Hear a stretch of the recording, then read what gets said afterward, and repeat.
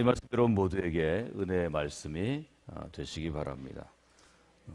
오늘 헌신하신 귀한 분들 가운데는 타깃을 함께 맞추고 하나님의 엔진과 시스템으로 날아가는 인생이 되어 미래를 변화시키는 가정과 은광교회가 되기를 소망합니다. 어제 저녁에 저희가 나눈 말씀을 한 문장으로 너무 잘 축약해서 제가 사진을 찍었습니다.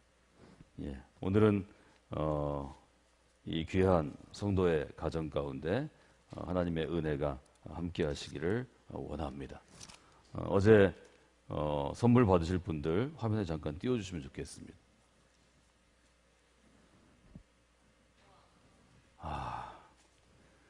제가 지금 새벽이라 눈이 잘 안 보여가지고요. 옆에 모니터를 보고 우리 주미아 권사님, 권인택 가연수 권사님, 전출세 유선미 성도님, 하명숙 권사님, 이은선 성도님, 전춘식 최순미 성도님 이름이 불리셨습니다. 미래를 변화시키는 은광교회가 하나님의 나라 가운데 그 이름들을 봉헌할 때 이 귀한 이름도 함께 쓰여지기를 주님의 이름으로 축원해드립니다. 선물은 교회로 보내줍니다. 박수 한번 해주세요. 제가 이름을 부를 때 마음에 억울함이 있는 분들은 거룩한 욕심이 있는 거예요. 욕심이란 말보다는 거룩한 소망이 있는 거예요. 교회 안에서 이름이 불릴 때는 여러분들이 이름이 불려지는 게 아름다운 일입니다. 그래서 여러분들 이름이 불려지는 귀한 분들이 되시면 좋겠습니다. 오늘 저녁 저희들이 말씀 기억하시면서 여러분들이 한번 고백하시면 좋겠어요. 그리스도인은 에임 하이 하는 인생입니다. 에임 하이는 어떤 거죠? 비행기 조종사가 비행기를 떨어뜨리지 않기 위해서 항상 자기가 갖고 있는 타깃, 목표점을 위에 두는 거예요. 골로새 3장 1절로 2절에서 말씀하신 것처럼 위의 것을 추구하라. 위의 것을 생각하라. 이렇게 되어 있죠. 그래서 한번 여러분들이 스스로에게 그렇게 고백하시면 좋겠어요. 새벽에 서로 얼굴 보면서 축복하라고 그러니까 저희 여성도들이 저한테 항의하셨어요. 하지 말라고. 새벽에 얼굴 보는 거 서로 고통스럽다고. 여러분은 저 혼자 얼굴을 보지만 저는 집회 인도를 나왔기 때문에 저는 새벽에 일찍 일어나서 샤워하고 머리 다 감고 화장품도 안 바르던 거, 평소에 안 바르던 거 집회 때는 제가 앞에 예배 인도할 때는 바르고 그래서 보기 괜찮죠? 힘드세요? 근데 뭐 어쩔 수 없어요. 이건 뭐 하나님 주신 건데 어쩌겠어요. 그러나 여러분들은 다르죠. 여러분들을 보니까 목사님하고도 말씀드렸지만 오늘이 기쁨의 날이에요. 마지막 날이잖아요. 2주 동안 특세하시고 집회하는 마지막 날이에요. 자, 함께 인사하시죠. 마지막 날입니다. 해방의 날입니다. 자유의 날입니다. 기쁨의 날입니다. 여러분 수고하셨습니다. 수고한 모든 분들 위해서 박수해 주시면 좋겠습니다. 그래서 스스로에게 한번 얘기하시면 좋겠어요. 에임 하이 하는 삶이 되겠습니다. 시작. 여러분이 영어를 평소에 안 쓰시다 이럴 때 쓰면 물론 입에 쥐가 나요. 쥐가 나도 제가 그냥 성경에 있는 것처럼 위의 것을 생각하십시오. 위의 것을 추구하십시오. 위의 것을 하십시오. 그럼 기억이 안 나도 평소에 안 쓰던 영어를 가지고 에임 하이, 간단한 거. 하이는 다 알잖아요. 하이는 여러분이 다 아는 거고 에임은 타깃을 조준하는 거예요.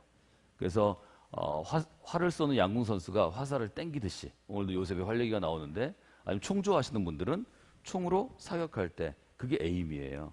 에임 하이 해야 인생이 날아가는 새는 못 맞춰도 날아가는 새의 뒷다리를 맞출 수 있어요. 뒷다리도 맞춘 인생이 돼야 돼요. 화살을 쐈는데 아무것도 못 맞추면 그것은 뭐예요? 죄예요. 하마르티아. 화살이 관역을 벗어난 거예요. 의는 뭐예요? 화살이 관역을 맞춘 거예요. 하나님 우리 인생을 화살로 해서 관역을 맞추는 거예요. 에임 하이한 화살은 활의 시위를 떠나 요셉이 활을 당긴 만큼 견강하다, 견고하다 창세기 얘기해요. 화살이 활을 떠나서 말이 안 돼요 새벽에. 활을 떠나서 어떻게 되냐면 창공을 향해 날아가는 거예요. 날아가는 걸 우리가 fly. 인류의 첫 번째 비행기 1903년에 첫 번째 비행기를 라이트 형제가 너무 감사하게 플라이어라고 불렀어요. 플라이어는 뭐냐면 엔진을 갖고 날아가는 거예요. 엔진만 있는 게 아니에요. 열기구에는 엔진이 있어요. 그런데 비행기가 비행기 되려면 어떻게 되냐면 수평 날개와 수직 날개가 악력, 뜨는 걸 악력이라고 그래요. 우리가 앞으로 막 달려가면 뜰 수 있어요, 없어요? 없어요. 인간은 날개가 없어요. 비행기는 왜 떠요? 날개가 조절하는 거예요. 공기의 흐름이 앞에서 막 오는 건 위기예요, 위기. 크라이시스예요. 깨트림의 위기예요. 그런 공기가 왔을 때 비행기는 어떻게 하냐면 공기를 향해서 막 날아가는데 부딪히려고 날아가는 게 아니라 어떻게 날아가려고요? 플라이 하려고 날아가요. 뜨려고, 날아가려고 날아가는 거예요. 그러면 날개의 각도를 조절해서 힘이 앞으로 올 때 힘을 밑으로 가고 날개가 위로 가면 치솟아 올라가는 거예요. 이렇게 올라가서 1분 30초 정도 올라가면 안전고도 적어도 3,000피트 이상으로 올라가요. 사실은 10,000피트 정도 올라가야 돼요. 10,000피트 정도 올라가면 비행기가 자기 길을 갈 수 있는 거예요. 항로를 따라가는 거예요. 그걸 여러분들이 보셔야 돼요. 그래서 인생은 반드시 어떻게 되냐면 플라이 하이 하는 인생이 돼야 돼요. 플라이 하이 하려면 엔진을 갖고 있는데 엔진은 목사님께서 만들고 계세요. 예배와 말씀과 기도와 양육과 훈련을 통해서 결단하고 헌신하고 쓰임받는 삶, 제자의 삶을 살아가는 것, 그거 자체가 엔진이에요. 교회는 뭘 가져야 되면 날개를 가져야 돼요. 교회는 여러 시스템이 있어야 돼요. 성도들이 와서 배울 수 있는 양육과 훈련의 시스템이 엔진을 만든다면 교회는 성도들을 돌볼 수 있어야 돼요. 돌봄의 시스템이에요. 성도들이 교회 안에서 충분하게 주의 날개 아래 쉬는 삶, 성도들끼리 교제해서 떡을 떼고 삶을 나누는 삶, 그 다음에 전도하고 선교하는 삶, 증인된 삶, 전파하는 삶을 가져야 돼요. 이 두 개만 가지고도 교회는 일정 정도까지 부흥해요. 문제는 뭐냐면 사회로부터 외면받아요. 교회만 부흥하고 교회에 사람이 많아지고 교회만 건물 짓고 자기들끼리 교회에서만 있으면 사회가 교회를 손가락질하기 시작해요. 반드시 교회는 우리가 살아가는 사회, 이 도시와 국가와 세계를 향해서 어떻게 해야 돼요? 신명기 말씀처럼 손을 펴야 돼요. 손을 펴는 걸 우리가 뭐라고 부르요? 그리스도의 마음을 품는다고 그래요. 플라이 하이 하는 삶은 뭘로 이어져야 되냐면 live 하이 하는 삶으로 이어져야 돼요. 이 땅 가운데 이웃과 함께 살아가는 거예요. 교회만 살아간다고 생각하는 사람들이 예수님의 시대에도 있었어요. 예수님의 시대 가운데 열정적으로 신앙생활하는 사람이 누구냐면 바리새파 사람들이에요. 우리는 바리새파 사람이 열심히 10분의 1도 못 따라가요. 그 사람들 일주일에 하루씩 금식했고요. 하루에 3번씩 꼭 깊이 기도했어요. 얼마나 크게 기도했냐면 사람들이 다 알도록 기도했어요. 두 손을 들고 성전을 향하여 경건한 모습으로 기도했어요. 그 기도가 가짜라고 생각하면 안 돼요. 진심으로 기도하는 거예요. 이슬람이 그것을 더 강화시켰어요. 이슬람권에 가면 생각이 많아요. 시간 기도해요. 이슬람 사람들은요, 눈에 보이는 헌신 철저히 합니다. 공항에서도 자리 깔고 기도합니다. 전 세계 모든 공항에 이슬람 기도실이 있습니다. 그리스도인은, 캐톨릭은 전 세계 3분의 1을 차지하지만 눈에 보이는 기도를 외식한다고 생각해요. 그래서 어떤 결과를 가져왔죠? 기도하지 않아요. 밥 먹을 때 기도할 때 이렇게 기도하는 사람도 있대요. 하나님 감사합니다. 땀 닦는 것처럼 하는 거예요. 생사에 기도할 때 기도하는 게 창피한 거예요. 그래서 기도하는 동안도 밥그릇을 붙잡고 밥그릇에 안수해요. 따뜻한 거 아닌가. 자기는 기도하고 있는 거예요. 지난주에 제가 인천북지방 연합비배를 여기서 가까운 효성중앙교회에서 했어요. 정현수 목사님이 제 가까운 친구 목사님인데, 정현수 목사님이 뭘 하냐면 기도성 캠페인을 하는데, 왜? 자기가 식당 가서 보니까 스님들은, 불교도들은 정중하게 기도한대. 예식을 차려서 연불 들고 목탁 들고 기도하는 것 같대. 이슬람들은 정말 정중하게 기도합니다. 오체투지합니다. 무릎을 꿇고 머리를 땅에 드고 합니다. 그리스도인들은 기도할 때 나의 기도를 남에게 알리지 말라. 이순신의 영향을 받아가지고 기도를 하는 동 마는 동 한대. 어떻게 하냐 그렇게 얘기하니까 뭐 이렇게 하는 건 우리 같지 않고 이것도 너무 그렇고 거긴 이렇게 한대요. 기도할 때마다 기도하겠습니다 그러면 두 손 올려서 위에 잡아내리고, 우리 교회학교 거잖아요. 어디서나 뭐 직장에 출근해서 큐티를 할 때나 직장에도 그리스도인과 밥 먹을 때나, 그 다음에 뭐가 달라졌냐면 내가 그리스도인이다 하는 의식이 생겼대요. 리브하이는 꼭 그런 것을 의미하는 건 아니지만, 제가 말하는 리브하이는 그리스도인으로 이 땅 가운데 당당하게 살아가는 것을 의미하지만, 이 세 가지가 충분히 되면 저는 성숙한 그리스도인이 될 수 있다고 확신합니다. 어제 우리는 디모데후서 2장 1절로 2절까지 읽었는데 3절까지 보면 1절에서는 어떤 은혜가 있는가 하면 그리스도의 동력, 에너지, 자동차의 엔진을 갖기 위해서는 그리스도 안에 있는 은혜 가운데서 점점 어떻게 돼요? 굳세어지고 강하여진다는 건 뭐냐면 에너지가 충만하다는 거예요. 이게 꼭 무슨 폭력적으로 힘이 있다 이런 게 아니고 내가 그리스도인으로서 내적으로 충만해지는 것이고 이건 성숙함과 완전함이에요. 바울의 표현으로 하면. 첫 번째는 한 그리스도인이 되어야 합니다. 한번 좀 인사하시죠. 강해 보입니다. 얼굴 보지 말고 그냥 하세요. 강해 보입니다. 예. 되게 이제 남자들은 제가 신앙생활에 보면 애들이 끈기가 없어요.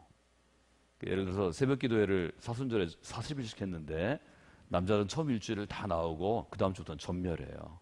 그래도 살아남는 게 여자와 아이들이에요. 그래서 역시 여자들이 끈기 있게 나오고 물론 설교하면 이해는 남자들이 잘해요. 요약해서 된 거 보면 아주 뭐 공부 쭉 하고 계속 직장생활도 계속 공부하는 거거든요. 전문직은 계속 공부하고 시험 보고 승진하고 이러니까 아주 뭐 딱 적어내려면 리포트를 잘 내요. 여자들은 40일 동안 잘 나왔는데 요약하라고 그러면 요약이 안 돼요. 그냥 하나님의 사람 되게 해주세요. 잘 믿게 해주세요. 왜 장단점이 있다고 봐요. 아이들이 이 두 가지를 잘 섭취합니다. 오늘 제가 여러분들하고 아이들에 대해서 좀 얘기하려고 그래요. 미국의 역사를 바꾼 사건이 큰 게 여러 가지 있는데 그 중에 제일 큰 게 19세기 1800년대 중반으로부터 후반까지 오는 남과 북으로 갈리어 싸운 거예요.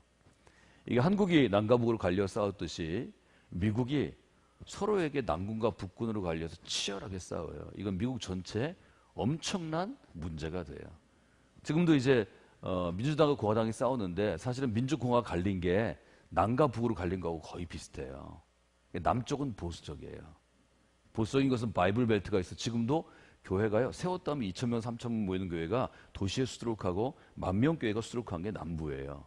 다만 신앙적인 성향은 우리가 볼 땐 너무 보수적이에요. 이분들은 공화당을 지지해요. 북쪽이라고 하는 것은 워싱턴을 기점으로 해서 워싱턴은 중간점, 타협점이라고 해서 수도를 세운 거고요. 결국 동부는 뉴욕과 보스턴의 시대예요. 뉴욕, 보스턴, 필라델피아, 그 외에는 매사추세츠 이런 곳이 심장부예요. 거기에 가장 좋은 학교들이 있고 가장 좋은 사람들이 거기서 교육을 받아요. 제가 보스턴에서 공부했잖아요. 일부러 그렇게 간 거예요. 저는 물리학을 하려고 그랬기 때문에 제 친구들하고 고등학교 때 홍릉에 있는 카이스트에 가서 뜻을 세웠어요. 고1 때. 저희 고등학교 선배님들이 와서 너희들은 공대를 가든 자연대를 가야 된다. 반드시 이 가난한 나라를 선진국 만들어야 된다. 제가 홍릉의 카이스트 앞에 있는 그 연못 앞에서 맹세했잖아요. 그래서 우리가 서울대 공대 자연대 가가지고 엔지니어링 한다. 카이스트에 와서 석사한다. 미국 MIT에 가서 박사하고 고국에 돌아와서 고국을 잘 살게 하겠다. 그 선배를 지금 다 잡아서 때려주고 싶어요. 제 친구들이 저희 학교가 그때 서울대 한 클래스 서울대반 60명이 다 갈 때 놀라운 역사가 일어나서 저하고 한 명, 두 명이 서울대 못 갔어요. 하나는 의대 간다고 고대 의대로 가고 저는 신학교 간다고 목사들 준비하기 위해서 고대 영문과로 갔어요. 그 외에는 전부 서울대 갔어요. 엔지니어가 돼서 전부 대덕 연구단지에 있든지 학교에 자리를 잡았든지 아니면 자연대 아니면 공대를 했어요. 지금 만날 때마다 그 선배를 잡아서 씹어먹고 싶다고 해요. 우리 다 의대 갈 수 있는데 그 선배 때문에 가가지고 지금 너무 어렵다고. 그때마다 몇 명 얘기하면 그렇지 않아. 우리 세대가 헌신해서 한국이 이만큼 된 거예요. 저희 때는요. 삼성 노은기를 갖고 다니면 두드러 맞을 정도로 창피해요. 감추고 다녔어요.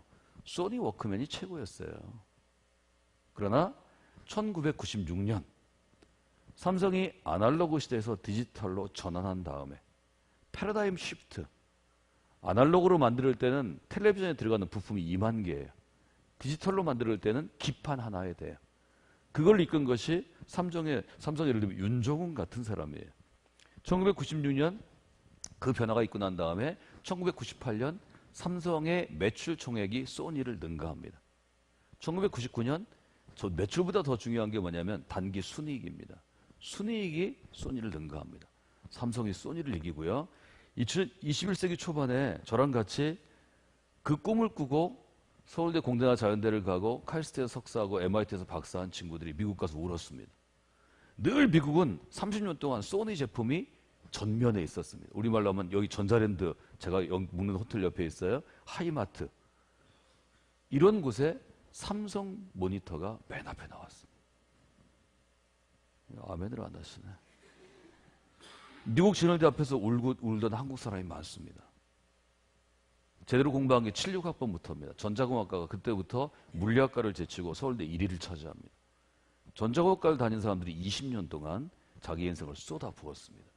그 노력을 언젠가는 평가하게 될 것입니다. 의대 가지 않고 편한 직업 선택하지 아니하고 공대 가고 자연대 가서 그렇게 길러진 수만 명이 한국의 지금을 이루었습니다. 한국이 절대로 쉽게 무너지지 않습니다. 저희 나이 또래들은요, 목숨 걸고 공부했어요.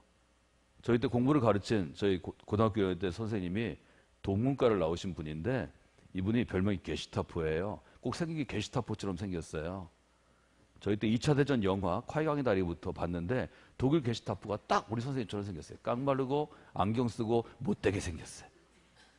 이분이 저한테 공부를 가르쳤는데 어떻게 가르쳤냐면, 야 졸리지? 졸리면 이렇게 송곳 하나 꺼내와. 재봉틀에, 옛날에 재봉틀이 있었어요. 재봉틀에 송곳이 있어요. 미신 고치려고. 송곳을 자기는 여기다 대고 공부했대요. 무서운 얘기예요. 50년대 그렇게 공부한 사람들이 저희를 가르쳤어요. 저희가 그래서 송곳을 다 대봤잖아요.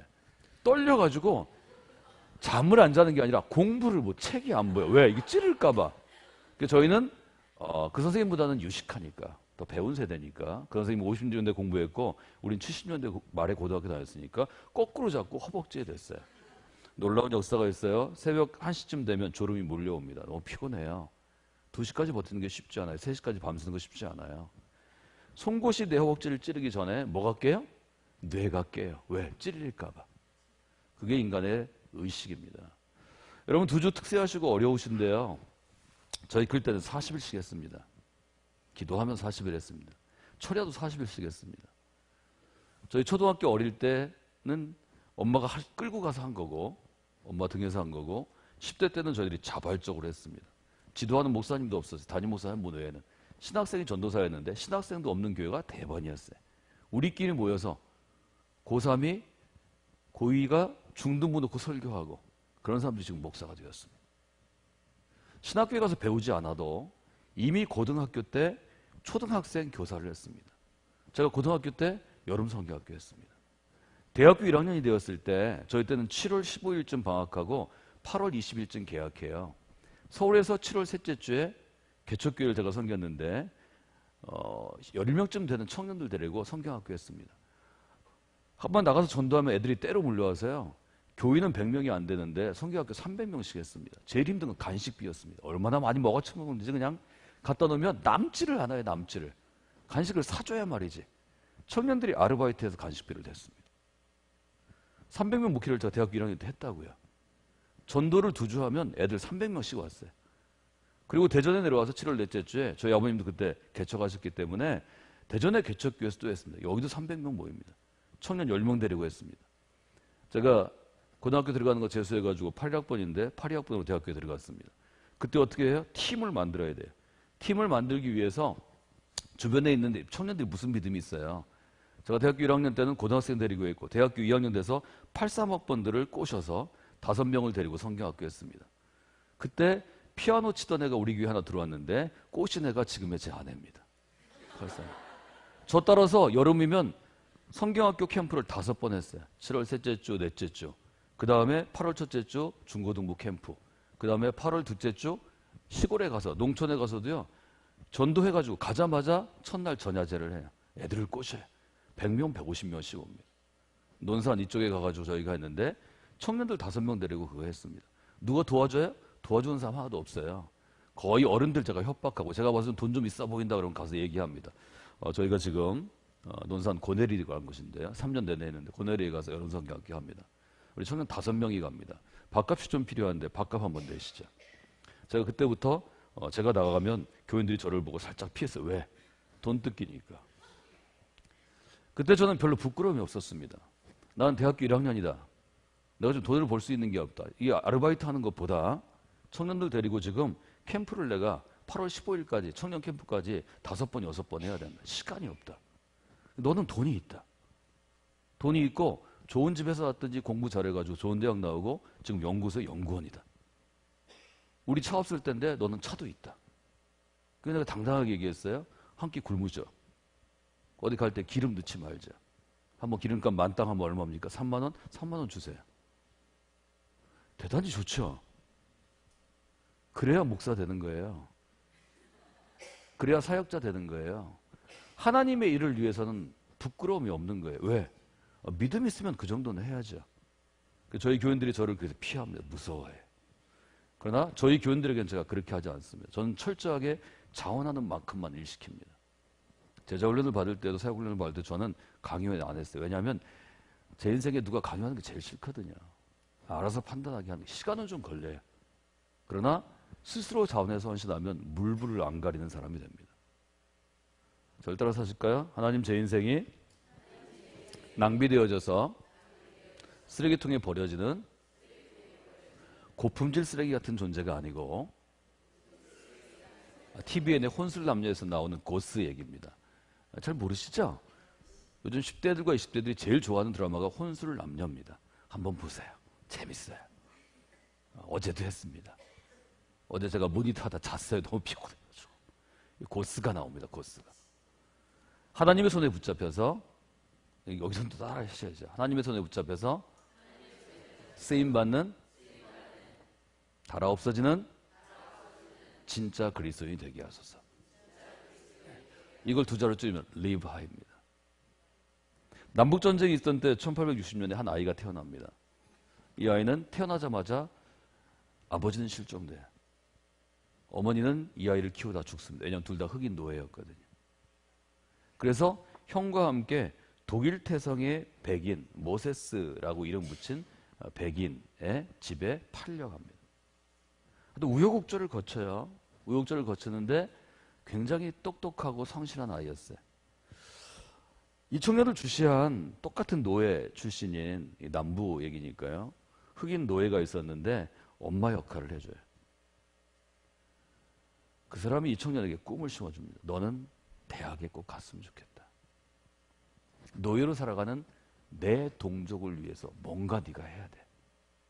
이게 10대 청소년 이 아이의 가슴에 박힙니다.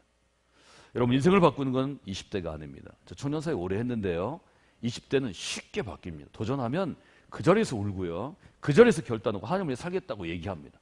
그러나 쉽게 결단한 도전은 그 아이가 좋은 직장 갖게 되고 연애에서 가정 갖게 되면 교회를 떠나는 걸 많이 봤습니다. 그러나 10대 15살부터 18살 고등학교 시기에 결단한 아이들은 부모의 반대를 무릅쓰고 신학교로 갑니다. 부모의 반대를 무릅쓰고 대학을 졸업한 다음에 선교지로 갑니다. 이건 1970년대, 80년대 제 친구들 가운데 경험한 것입니다. 저는 뜨거운 부흥의 시기를 살아가는 사람입니다. 부흥 집회를 하면 어른들이 100명 모여도 어린아이들, 청소년들, 청년들이 200명씩 모이던 교회에서 제가 컸습니다. 한번 부흥회를 하면 저는 강경에서 컸는데요. 강경에 18개 교회가 있었어요. 저희 교회에서 부흥회하고 그 다음 주에 저쪽 교회에서 부흥회하면 8km를 걸어서 뭐 할 일도 없고 오후에 모여가지고 집에서 다 뭘 가져오냐면 쌀을 삥땅을 쳐서 갖고 와요. 주머니에다 넣어가지고 그 다음 티밥을 튀어요. 티밥을 튀어가지고 티밥 주워 먹으면서 논길을 걸어서 집회 가고 사실 재밌어서 간 거예요. 집에서 물론 은혜도 받지만 오고 가면서 고등학생들이 연애하고 걔들이 나중에 결혼해서 애 낳고 뭐 이런 역사가 있었어요. 그 사람들이 다 장로 되고 목사 됐어요. 지금 한국교회를 지키고 있어요. 교회는 즐거운 추억이 있어야 돼요. 한국교회가 어려워질 겁니다. 왜냐하면 저희 교회처럼 잘 짜여진 교회에서 어른들은 나이스한 신앙생활을 하는데 아이들은 교회 못 오게 합니다. 왜? 학원 가야 되고 과외해야 되고 대학교 가야 되니까. 대학교 갈 때까지는 모든 것을 유보합니다. 그러나 신앙은 어릴 때 싹 터서 10대에 폭발합니다. 결단은 10대 하는 것입니다. 여러분 지금 늦었어요. 결단해도 이미 쓰임받을 시간이 별로 없어요. 빨리 죽으세요. 아셨어요? 살 날보다 죽을 날이 더 가까워요. 저도 그래요. 죽을 날이라는 것은 활동할 수 있는 날 얘기하는 거예요. 지금 좀 건강해서 70대도 활동하지만 그러나 60대 넘어가면 모든 분들이 그래요. 늘 죽을 날을 염두에 두지 살아갈 날 염두에 두지 못한다는 거예요. 하나님께 쓰임받는 것도요. 젊고 싱싱할 때 쓰임받는 게 좋아요. 제가 10대고 청소년들한테 도전할 때 지난 3주년간 도전했어요. 생선이 있어요. 생선의 가운데 토막을 하나님께 드리세요. 생선의 가운데 토막을 드리고 잘라낸 머리와 잘라낸 꼬리를 드리지 마세요. 여러분이 늦었으면 여러분의 자녀들에게 도전하세요. 자녀들을 축복하시고 그렇게 도전하세요. 그게 한국교회를 살리는 길이에요. 한국교회가 위기에 있습니다. 위기는 이렇게 극복할 수 있습니다. 여러분의 자녀들을 하나님의 제단 위에 바쳐주십시오. 제가 어디 가든지 이렇게 도전합니다. 한국교회 위기 있습니다. 그럼 정말 얼굴이 다 그냥 너무 안타까워요. 우리의 젊은 날을 바친 한국교회 위기에 있습니다. 이 위기를 극복해야 돼요. 아멘! 여러분의 아들과 딸과 손자나 손녀를 한국교회 제단 위에 바쳐주십시오. 아무도 아멘 안 해. 1000명이 모였는데 그러면 얼음이 쫙 깔려요. 제가 그 얼음을 딛고 도전합니다. 우리가 그 마음을 바꾸지 아니하면, 우리 아들, 딸을 하나님의 제단 위에 번제물로 드리지 아니하면 한국교회는 문을 닫게 될 것입니다. 여러분 섬뜩하시죠? 내 인생까지는 어떻게 바치겠는데 아들하고 딸의 인생을 바치는 건 쉽지 않죠? 그걸 바치는 것이 어떤 사람이에요? 디모데후서 2장 2절 믿을 만한 그리스도인이 되는 것입니다. 개역개정 충성스러운 사람이 되는 것입니다. 바울은 디모데에게 얘기해요. 유능한 사람, 교육 많이 받은 사람, 부유한 사람, 고린도 교회 같은 사람, 아니면 열정적으로 일하는 사람, 사역하는 사람에게 너의 교회를 부탁하라고 하지 않아요. 내게 보고 들은 바를 충성된 사람들에게 부탁하라. 부탁하라는 헬라어는 뭔지 아세요? 여러분의 통장, 여러분의 보석 어디에 해요?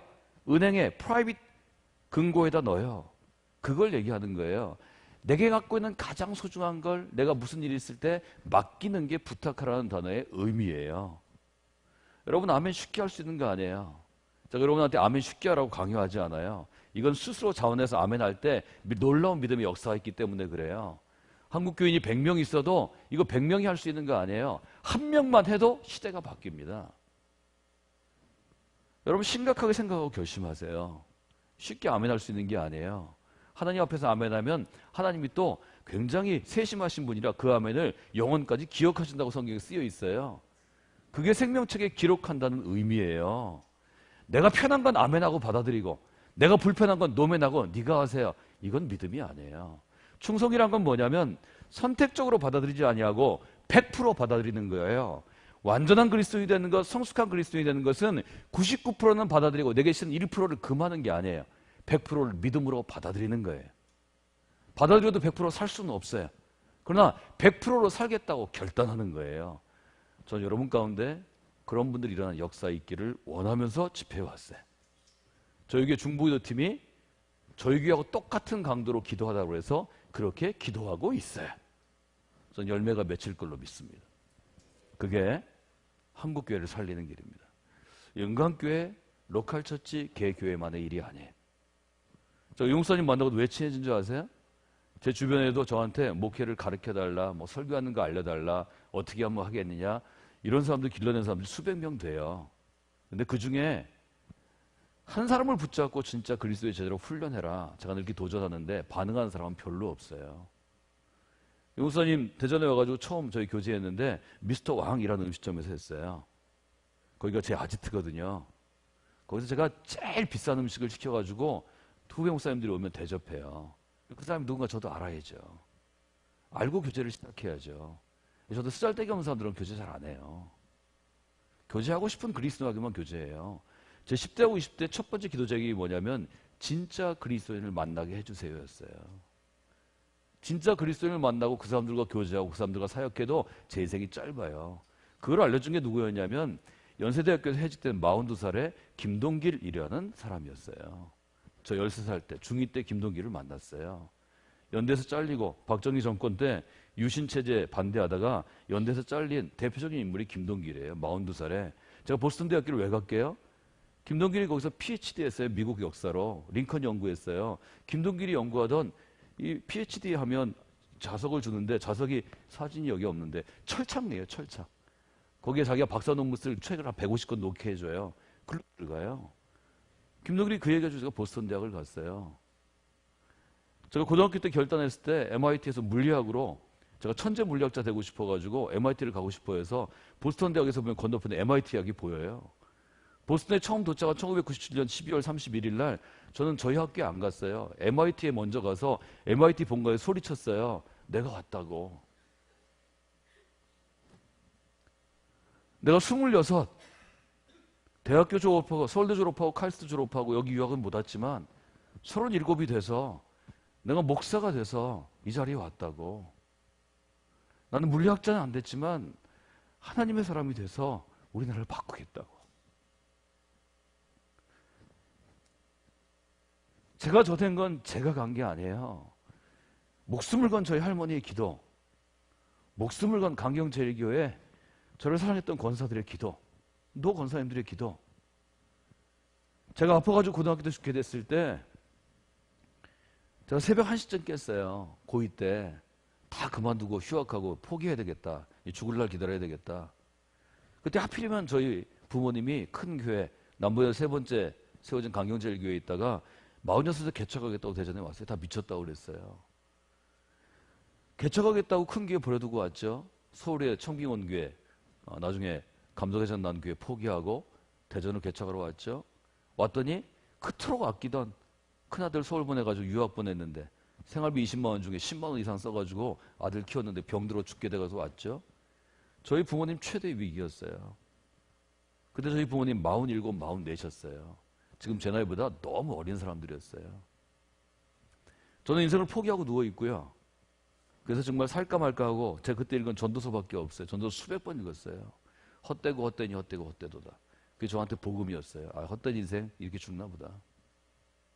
열리고 고등학교 2학년이에요.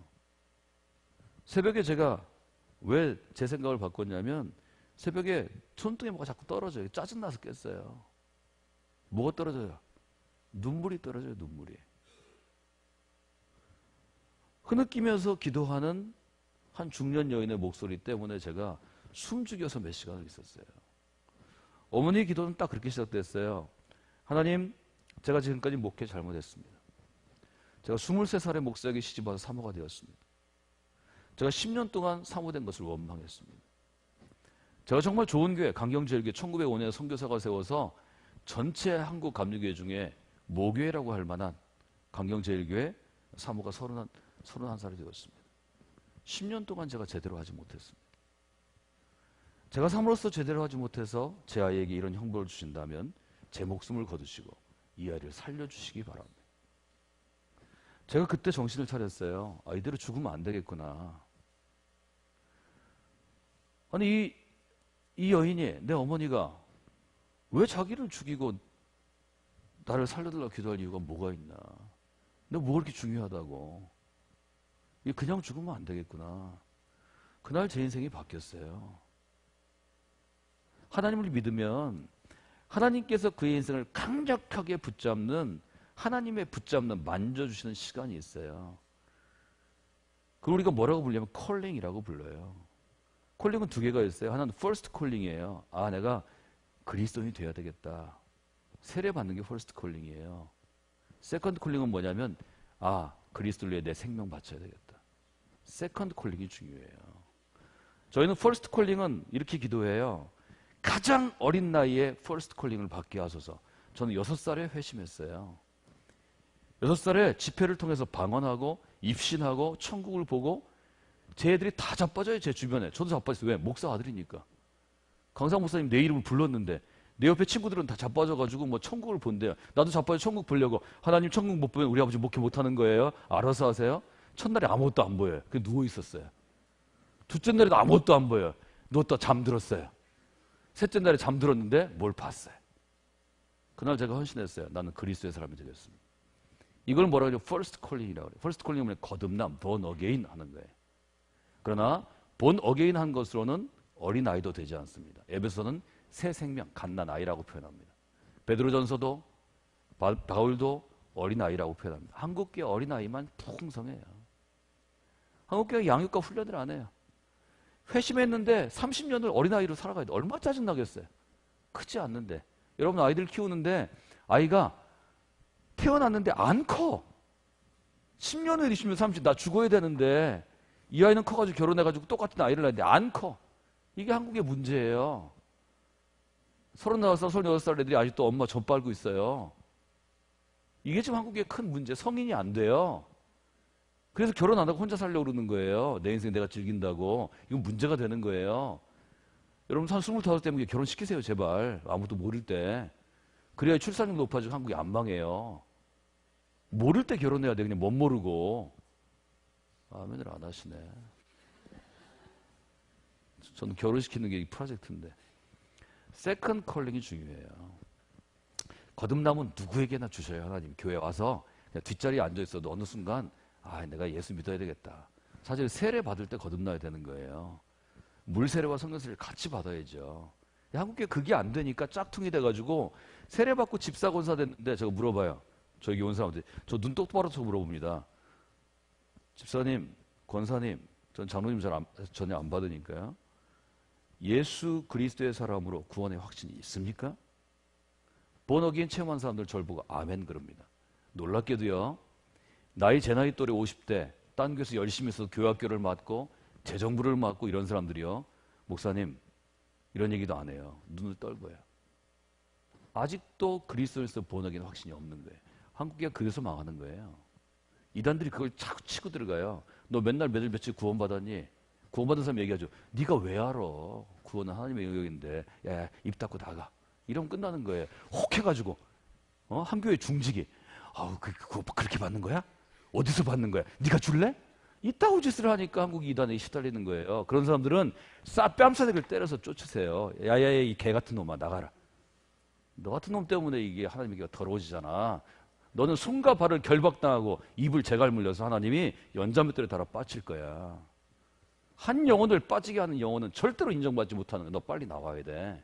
너만 그런 게 아니라 네 가문이 어려움을 당하는 거야. 성경대로 대응하셔야 돼요. 거기에서부터 커미트먼트까지 시간이 짧아야 돼요. 내가 본어게인 크리스천이 되고 하나님을 향해서 완전하게 헌신한 그리스도인이 될 때 성령의 역사가 일어나는 거예요.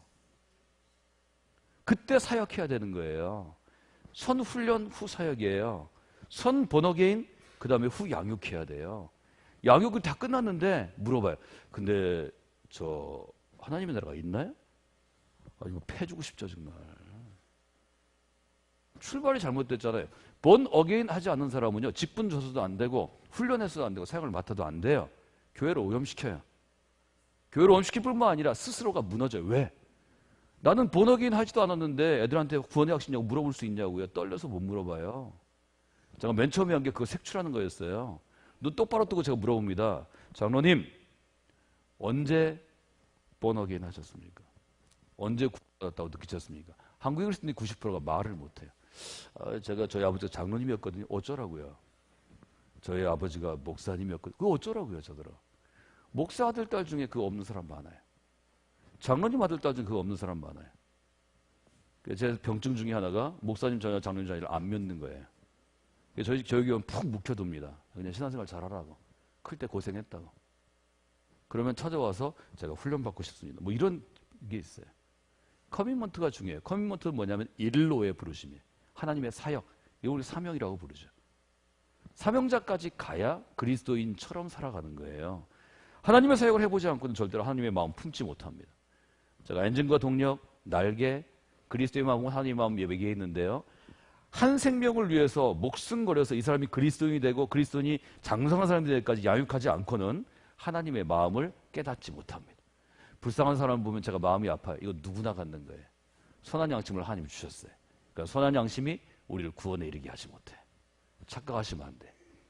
First calling과 Second calling이 분명해야 돼요. 여러분이 그런 교회 되기를 원합니다. 건강한 교회, 성장하는 교회, 부흥하는 교회는요. 하나님을 위해 내 인생 바치겠습니다.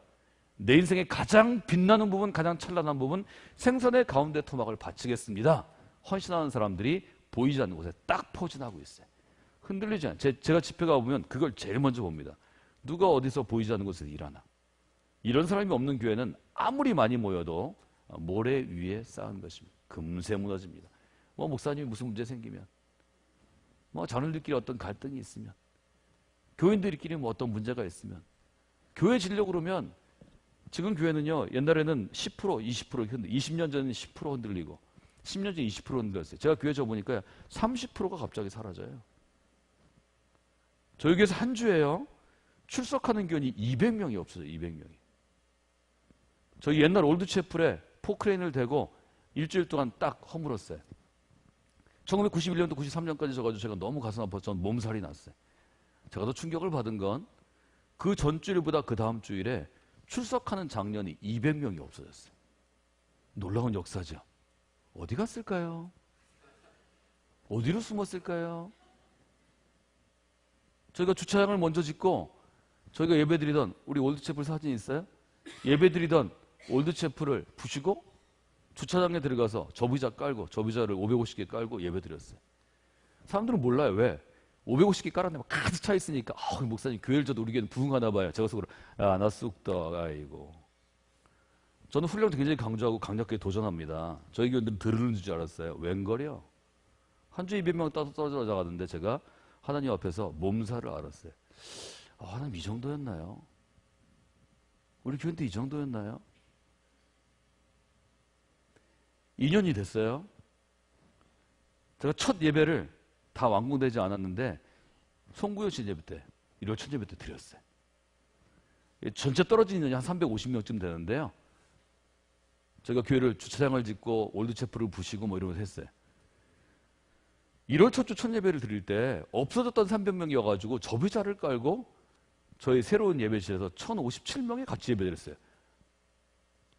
그 세 번째 예배, 메인 예배를. 어디서 왔을까요?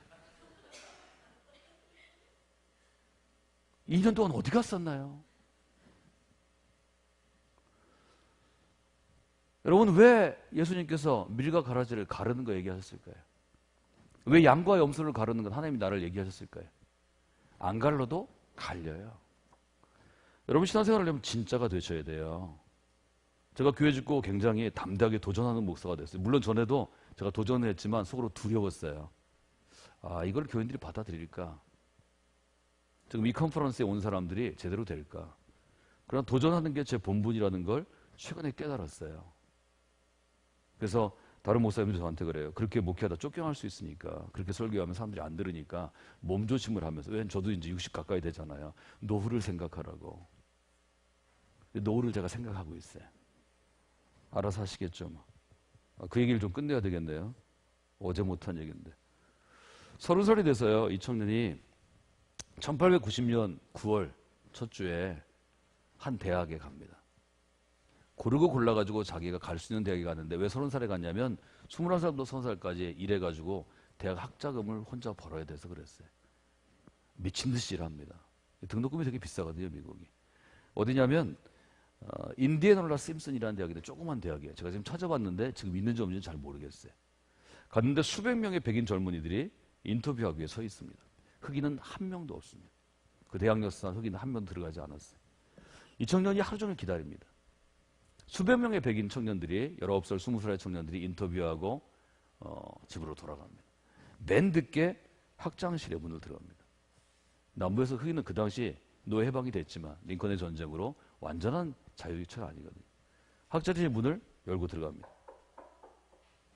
그리고 자기 서류를 학장에게 줍니다. 어제 장례 교수가 똑같은 거예요. 학장이 누구였냐면 홈즈 학장입니다. 성적표를 딱 보니까 어렵게 고등학교에 고등학교 최우수 성적이었어요. 이렇게 얘기했다고 합니다.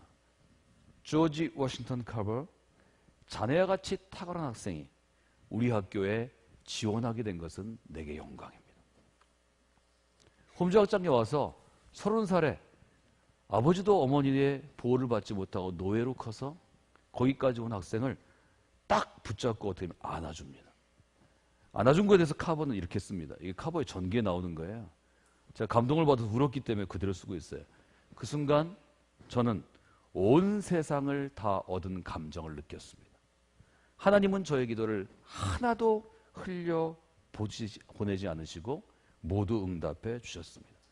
흑인이기 때문에 제가 무시를 당하게 하지도 않았고 오히려 하나님의 종 홈즈 학장을 통해서 제 어깨를 토닥거리시고 격려하시고 기쁨을 표시해 주셨습니다. 저는 그 순간 하나님이 저를 응원해 주시는 것을 느낄 수 있었습니다. 카버는 1997년 미국을 빛낸 과학자가 됩니다. 1990년 미국의 역사를 잇게 한 백인의 올라고요. 가장 탁월한 흑인 지도자로 인정받습니다. 카버는 뭘 했는지 아세요? 여러분이 아시는 모카밭, 면화. 모카밭 때문에 노예들이 생겼어요. 엉클 톰스 케빈. 여러분 다 기억하시잖아요? 도망가는 노예를 향해서 총질해야 되는 거 보시잖아요? 문제는 뭐냐면 100년 동안 한 가지 작물을 하면 땅이 황폐화되는 거예요. 카버가 공부할 때 땅이 황폐화돼서 미국 남부가 황무지가 돼요. 미국의 제일 시대적인 위기는 뭐냐면 남부의 땅을 다시 개간해서 남부를 풍족한 옥토로 만드는 거예요. 누가 그걸 찾아내냐면 카버가 찾아냅니다. 카버가 뭐 하냐면요, 위로 황폐한 땅에 밑으로 뿌리 식물을 키워요. 고구마를 키워요. 고구마를 키워가지고 미국의 남부를 구원합니다. 카버는 그래서 갖고 나중에는 어떻게 하냐면 고구마만 쌓이잖아요. 그거 가지고 화장품 만들고 구두약 만들고 화학제품을 300가지를 만듭니다. 미국 남부를 구원하는 사람이 됩니다. 왜 그랬을까요? 홈즈 학장이 흑인에게 대학교에 올 수 있는 기회를 주었기 때문입니다. 그래서 저는 하나님이 기회를 주시는 분이라고 믿습니다. 우리가 하나님의 자녀된 것, 하나님이 이방인들이라고 불리는, 유대인들이 이방인이라고 멸시했던 우리들에게 기회를 주셨기 때문입니다. 누구에게나 기회를 주어라. 이것이 신약성서에 나타나는 하나님의 의를 가장 잘 표현한 일종의 해석이라고 저는 믿습니다. 여러분, 기회를 주어야 합니다. 그럼 여러분의 교회가 플라이 하이, 날아 오를 것입니다. 어제 공부를 끝내느라고 오늘 본문을 못 다뤘는데 그래도 다루고 가야 되겠죠?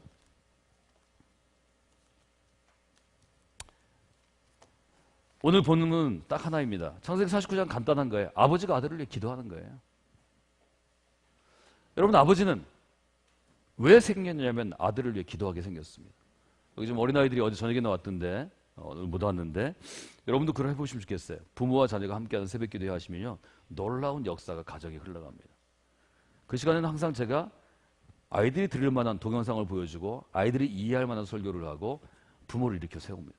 아버지 엄마가 일어납니다. 자기 자녀의 머리에 손을 얹고 기도합니다. 기도하는 기도문이 성경을 따라 하는데 그 중에 하나가 창세기 49장 20. 너무 짧아서 부모들이 금방 외워요. 따라서 하실까요? 제 아이 이름을 다 부르세요. 아이가 옆에 있다고 생각하고 성경책에 손을 얹으시죠. 이 실습을 한번 해보죠. 이제 절대 한번 실습해 볼게요. 아이의 머리 위에 손을 얹으세요. 하나님, 옹천이를 주셔서 아이 있는 분들은 아이를 얘기하시고 아이 없는 분들은 우리 교회, 은강교회에서 여러분들이 아는 아이가 있을 거 아니에요. 내 아이만 내 아이가 아니에요. 세계를 품은 그리스도인이 되면 이 땅의 모든 아이가 내게 주신 아이인 거예요. 여러분, 그 정도의 사이즈가 되어야 돼요. 인생을 내 사이즈로 살아가면 그만큼 살아요. 바울의 표현을 하면 질그릇만큼 살아요. 우리 그 전통 표현이랑 간장종지만큼 살아요. 하나님의 사람은 하나님의 규모로 살아가야 돼요.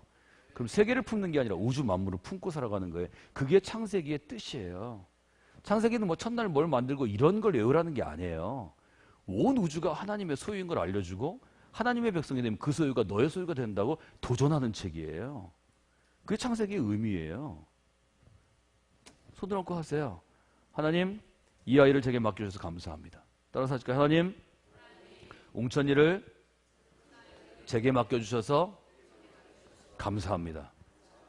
옹천이가 샘 곁에 신기운 나무가 되기를 원합니다. 무성한 가지를 갖기를 원합니다. 그 가지가 담을 뻗어 나가기를 원합니다. 세 가지 단계가 있죠. 첫째, 하나님의 자녀들은 어디에 숨겨져요? 샘 곁에 숨겨져요. 이때 이 샘은 뭘 말하냐면, 뒤는 제가 해석을 해야 되니까 해석하지 않겠어요. 여러분이 가장 쉽게 생각할 수 있는 건 뭐냐면 샘은 교회 공동체예요. 신약은 철저하게 이 샘을 교회 공동체에 비유해요. 이 샘은 어디냐면 아브라함의 자손이 되는 거예요. 즉 이스라엘이 되는 거예요. 하나님의 백성이 되는 거예요. 이 땅에 있는 모든 영혼들은 언제 가장 풍성하게 자라나서 아름다운 꽃을 맺고 풍성한 열매를 맺는가 하면 예수 그리스도께서 근원이 되시는 샘 안에 심겨지는 거예요. 시편에서 제일 복된 나무는 뭔가요? 마르지 않는 샘 옆에 심겨진 나무예요. 이게 시편의 아주 근원이 되는 거예요. 지금 우리 신약의 시대, 교회의 시대는 정말 하나님이 아끼시고 살아있고 역동성 있는 교회에 심겨진 영혼이 무성한 가지를 맺게 됩니다. 여러분의 교회 가운데 심겨진 모든 자녀들이 무성한 가지를 맺는 놀라운 역사의 길을 주님으로 축원합니다. 하나님 샘 곁에 있게 해주세요. 절대로 교회를 떠나서는 안 돼요. 여러분의 자녀들이 교회를 떠나 방황할 때 물론 있어요.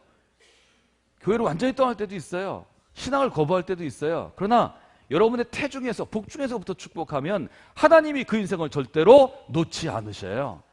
이게 구원이에요. 내가 하나님 손을 안 놓는 게 아니에요. 하나님이 내 손을 놓지 않는 거예요. 절대로 놓지 않으셔요. 제 인생을 보면 하나님은 한순간도 저를 떠나신 적이 없어요. 내가 너를 떠나지도 아니하리라. 내가 너를 늘 불꽃 같은 논주자로 지켜보시는 거예요. 그래서 인생은 교회 공동체에 심겨져야 돼요. 이게 샘 곁의 의미예요. 샘은 모든 것의 원천이에요. 어제 했잖아요. 샘은 풍성함의 원천이에요. 샘은 빛의 원천이에요. 샘은 생명의 원천이에요. 샘은 복락과 기쁨의 원천이에요. 그래서 여러분 교회를 중요하게 여겨야 돼요. 정말 좋은 교회를 만드셔야 되고 좋은 교회에 속해 있어야 돼요. 여러분의 교회가 그 교회 되기를 원합니다. 그 교회 이루시기를 바랍니다. 또 하나는 뭐예요? 무성한 가지가 돼. 샘 곁에 있는데 시원찮게 심겨면 무성한 가지를 절대로 자라지 못해. 시들었다가 말랐다가 흔들었다가 쓰러졌다가 그냥 어린아이에 머물러 있는 거예요. 아무리 큰 바람이 불어도 흔들리지 않는 견고한 나무가 되셔야 돼요. 새들이 깃들일 수 있는 나무가 돼야 돼요. 열매 먹기 위해서 짐승들이 밑에 기다리는 나무가 돼야 돼요. 지치고 힘든 사람들이 좀 기댈 수 있는 그늘이 되셔야 돼요. 이걸 무성한 가지라고 표현했는데 저 가지는 뭐 정확하게 뭘 얘기하냐면 자손을 의미하는 거예요. 단어 자체는.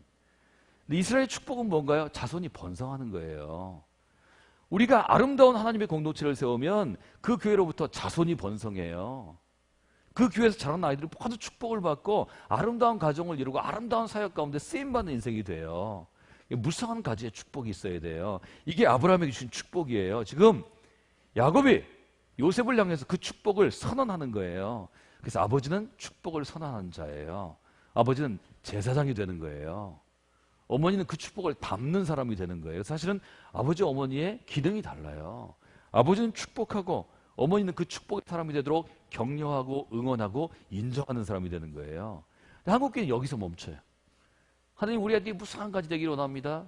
좋은 대학 나오기 원합니다. 좋은 직장 갖기를 원합니다. 남들이 부러워하는 자리에 이르기를 원합니다. 그러나 무성한 가지가 됐는데 그 가지가 담을 뻗어서 자기의 그늘을 나누어주고 열매를 나누어주고 자기의 축복을 나누지 않으면 그 나무는 썩습니다. 이게 하나님의 법칙입니다. 하나님이 무성한 가지를 만들게 하시는 것은 그 가지가 어떻게 돼요? 담을 넘어가게 해야 돼요. 한국교회는 담에 갇혀 있어요. 한국의 그리스도는 담에 갇혀 있어요. 그러나 예수님께서는 이 땅에 왜 오셨죠? 바울은 에베소서에 뭐라고 얘기했죠? 하나님께서 예수 그리스도를 보내셨습니다. 예수 그리스도 우리의 평화가 되셨습니다. 그는 막힌 담을 허무는 자입니다. 우리는 담을 허무는 자예요. 그런데 한국교회는 성장하고 부흥해서 몇천 명 모이면 담을 쌓아요. 성처럼 교회를 져요. 저는 그게 싫어요. 이 땅에 어떤 민족도 성을 쌓으면 망했습니다. 중국이 그걸 우리한테 알려줍니다. 중국 문명은 14세기까지 서구 문명을 이겼습니다. 나침판도 화약도 수판도 그다음에 우리가 하는 부기도 중국이 앞서서 개발했습니다. 그러나 15세기, 16세기 르네상스 이후에 중국은 서양 문명에 졌습니다. 그 결과로 어떻게 됐죠? 동양은 18세기부터 서양의 식민지가 됐어요. 지금도 우리 식민지죠, 사실은. 미국의 문화를 따라가고 미국의 말을 따라가고 미국의 시스템을 따라가고 미국의 지식을 지금 받아오죠. 미국에서 공부한 사람들이 대학을 전체 95%나 장악하고 있죠. 미국에서 공부하면 미국이 내 모국이 되는 거예요. 여러분 유학해보면 알아요. 미국 사람의 말이 진리처럼 들려요. 미국 사람들이 갖고 있는 사회보장제도, 법제도 우리가 하고 싶은 거예요. 그래서 어떻게 했어요? 지난 정권 때는 도로명도 미국처럼 바꿨잖아요. 미국이 5자리 숫자 써요. 무슨 로 뭐 해요? 우리가 쓰는 지번이 동양적인 방식이거든요. 미국에서 유학 갔다 오면 사고 자체가 미국 사람으로 바뀌는 거예요. 그게 지금 우리 한국교회가 지금 극복해야 될 굉장히 큰 병이에요. 사랑하는 여러분, 제가 여러분 설교 제목으로 이 제목을 기억하셔야 되는데 오늘 이렇게 썼어요. 유식 하나 무신한 사람이 아니라. 유식 하나는 뭐예요? 우리는 아이들을 교육시키기 위해서 엄청나게 노력합니다. 아이들 좋은 학교 보내려고 저희 교회 주변은 30대 40대 부부들이 빚내가지고 둔산 신도시에 전세 내서 아파트를 이사 옵니다. 그래야 주소를 옮겨야 실제 살아야 아이들 초등학교로 전학하니까. 중학교 때는 전학이 안 돼요. 정원이 안 돼서. 초등학교 4, 6학년 때 저희 둔산에 있는 5개 중학교에 보내기 위해서, 고등학교에 보내기 위해서 전학을 옵니다. 30대 부부들이 그래서 저희 교회에 계속 등록해요. 아이들이 초등학생이에요. 그 아이들이 대학교 갈 때까지 저희 교회에서 10년에서 15년 머뭅니다.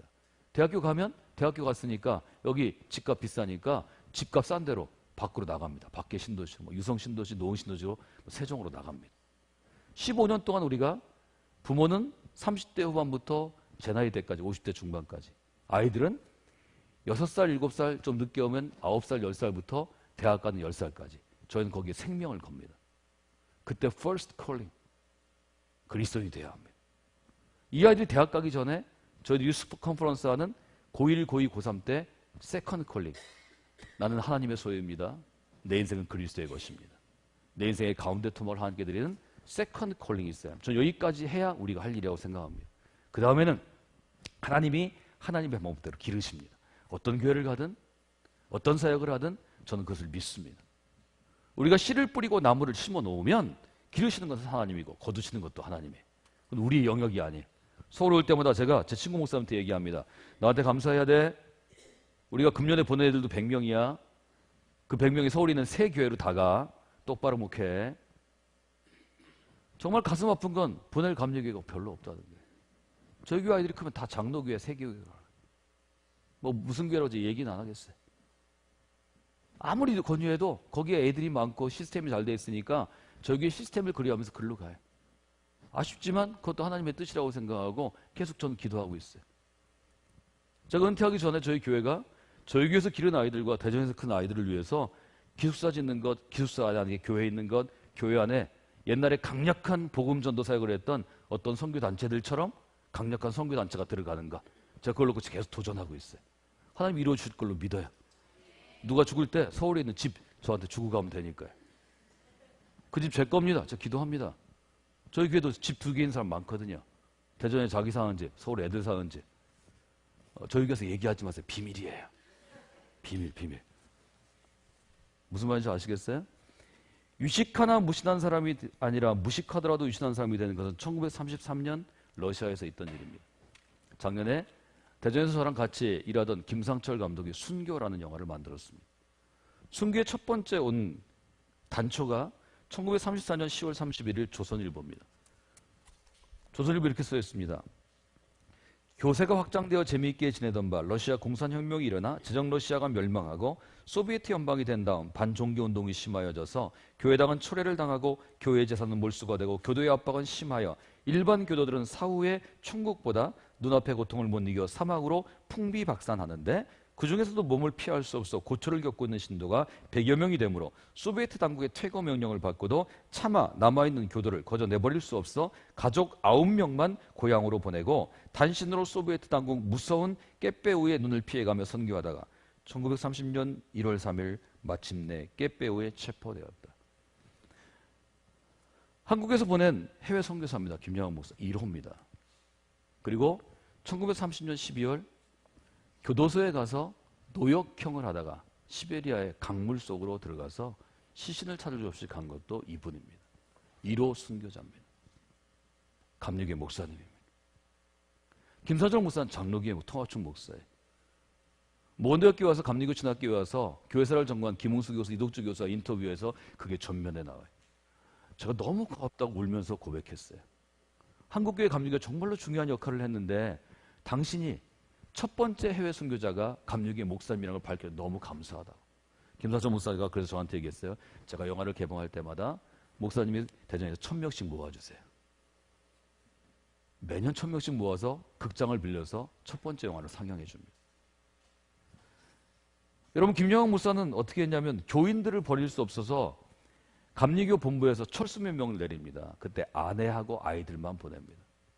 그리고 그는 거기에 있다가 체포되어서 말하자면 감옥에 갇혀서 노동형을 취하다가 그만 돌아가십니다. 기독신보에 부인 안원정 사모 인터뷰가 있어요.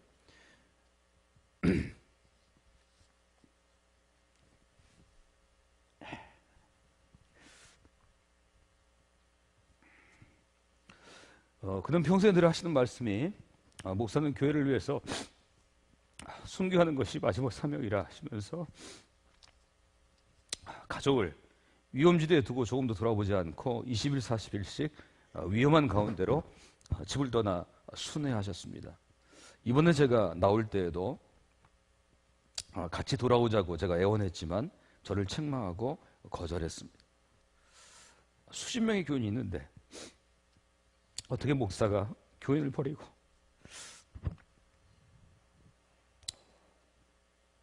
나만 살려고 가겠느냐 하시고 계시다가 결국 이렇게 되었습니다. 저희가 순교를 사순절에 교회에서 그냥 상영했습니다.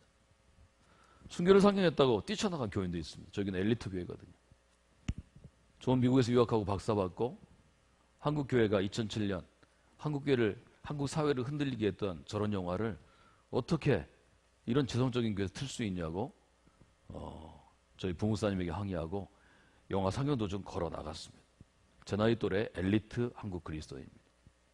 굉장히 교회 비판적이고 사회 비판적이고 목사들을 증오하던 사람이었습니다. 그의 신앙의 그 잘못된 씨앗도 한국교회가 심은 것입니다. 그를 키운 사람도 한국교회 목사이고 한 교단입니다.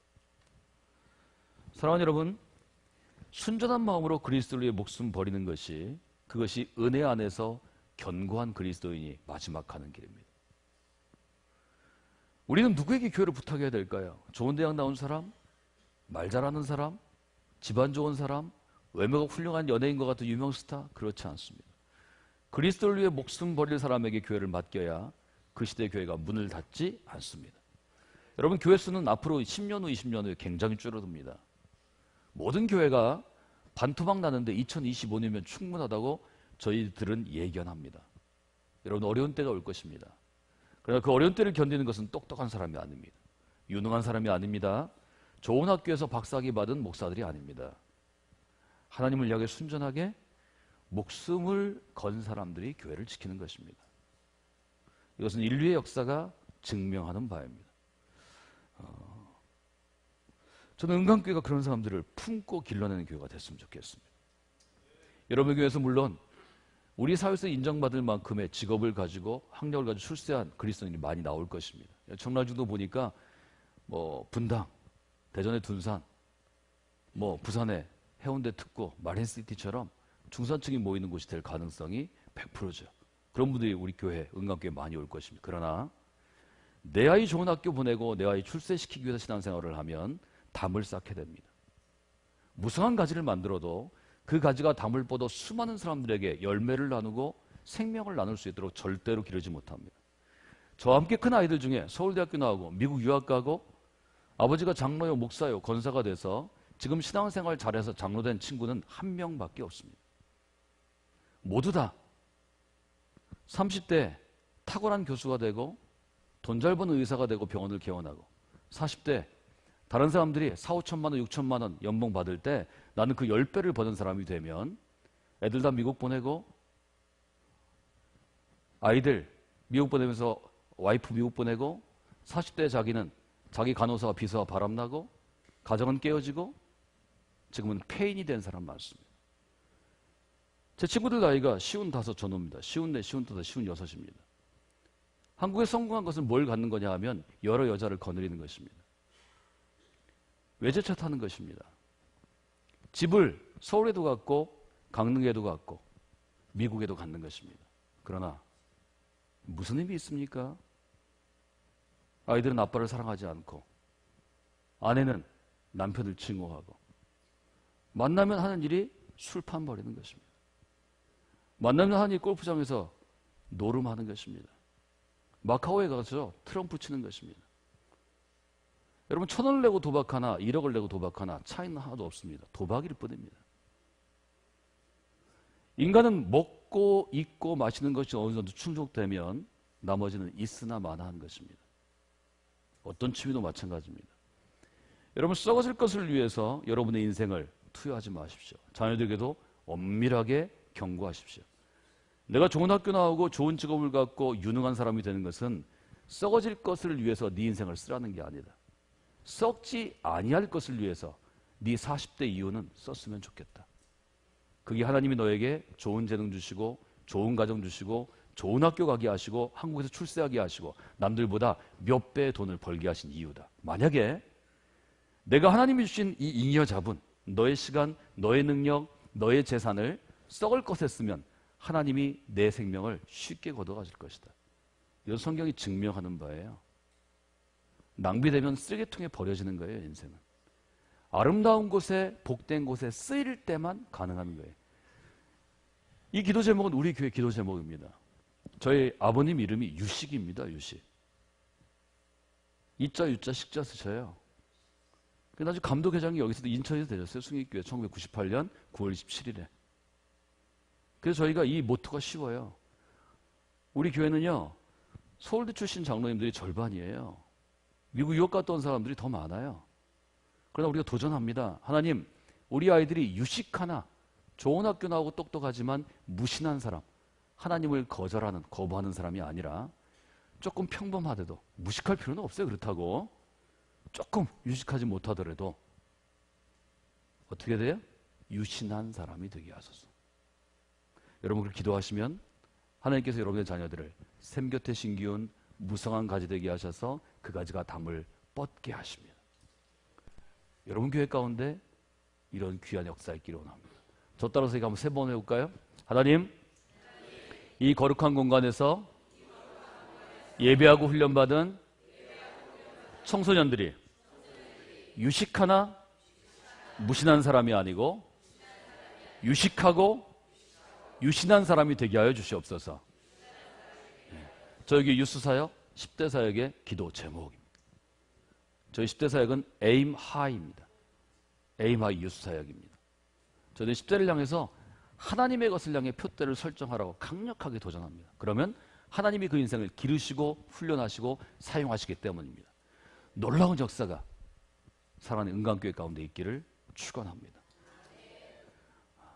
시간이 좀 됐지만 나 주님의 기쁨 되기 원하네. 저희 기도하고 찬양하고 어제 보니까 제가 마무리 기도하니까 다 일어서 나가시는데 목사의 기도가 끝이라는 게 아니에요.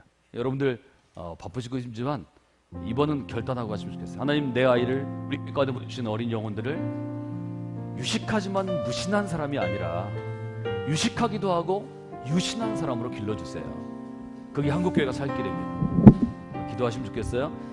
헷갈리면 안 돼요. 저녁에 테스트합니다. 네, 상드립니다. 우리 믿음의 고백을 가장 잘 표현할 수 있는 게 나 주님의 기쁨 되기 원하는 거죠. 찬양하시겠습니다.